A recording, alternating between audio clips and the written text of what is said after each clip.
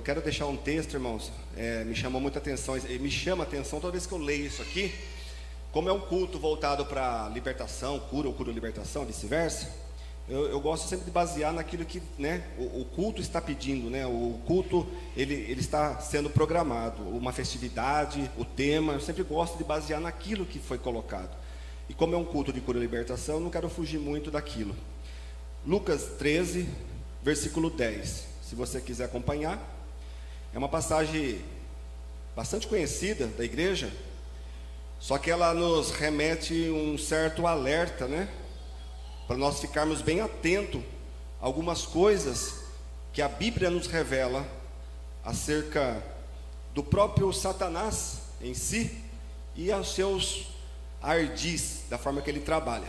Em Lucas 13, 10, diz assim: Jesus, ele estava ensinando no sábado, numa das sinagogas, e eis que estava ali uma mulher que tinha um espírito de enfermidade, havia já 18 anos, e andava curvada e não podia de modo algum endireitar-se. E vendo a Jesus, chamou-o a si e disse-lhe: mulher, estás livre da tua enfermidade. Depois do 16, eu vou pular aqui a parte dos sacerdotes, dos principais, que se levantam contra Jesus curar no sábado.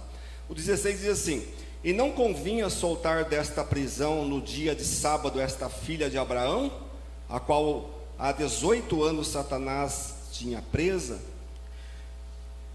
É como eu estava falando, irmãos, existe, né, já foi até falado aqui, muitas pessoas se encontram no leito de um hospital, na UTI, mas, irmãos, o que me chama a atenção é que essa mulher, ela tinha um espírito de enfermidade. Ela não adquiriu essa enfermidade ao longo da vida dela, ela não nasceu com essa enfermidade. Satanás colocou um espírito de enfermidade nela. E qual é esse espírito de enfermidade? Ela não conseguia andar como nós andamos, reto. Ela só andava encurvada.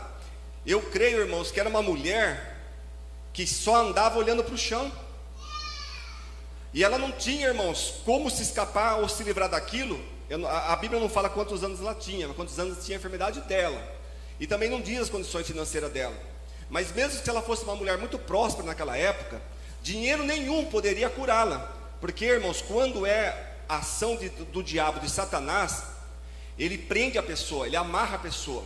E muitas pessoas hoje, no mundo todo, nós temos aí mais de 8 bilhões de pessoas, de seres humanos na Terra. Eu acredito, irmãos, que milhões talvez de pessoas têm enfermidades e não têm ciência dessa enfermidade, porque muitas pessoas, já ouviu dizer, irmãos, que muitas pessoas buscam os médicos, mas não encontram, não tem um diagnóstico, não tem cura aquilo. Irmãos, Jesus, ele viu aquela mulher, ele sabia daquela mulher naquele estado, 18 anos aprisionada, 18 anos o qual ela andava encurvada.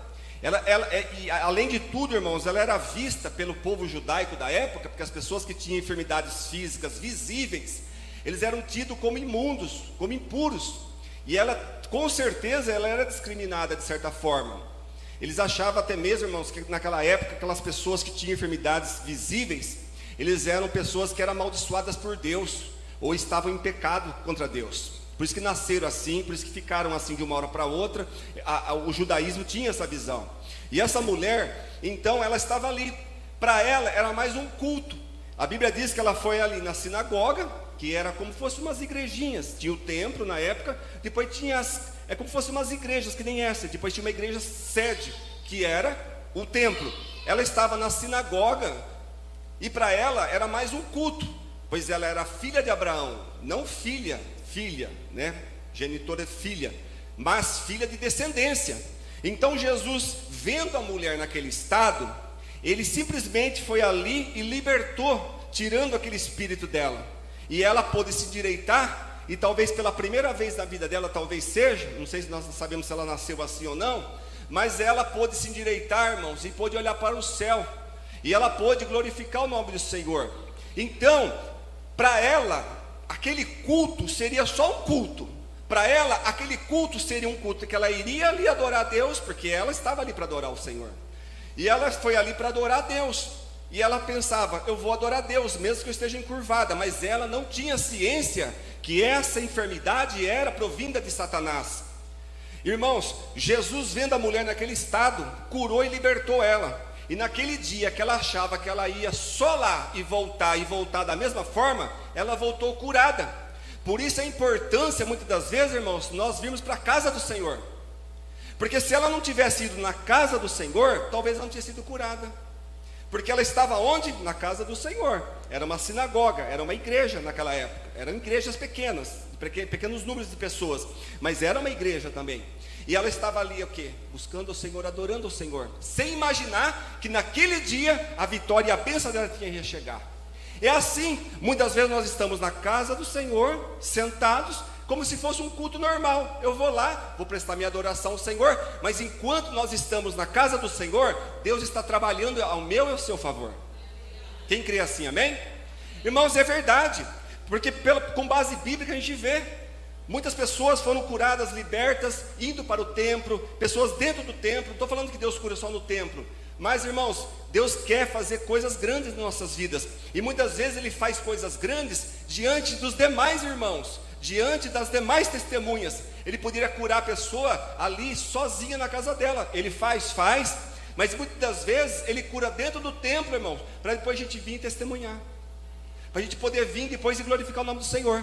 Então, eu queria finalizar dizendo que o Senhor, Ele sabia desse estado dessa mulher, e Ele foi ali, irmão, especificamente para isso. E o mais terrível dessa história não é nem o Satanás, não é nem a enfermidade em si. O mais terrível aqui é a incredulidade desses homens aqui, os principais da sinagoga.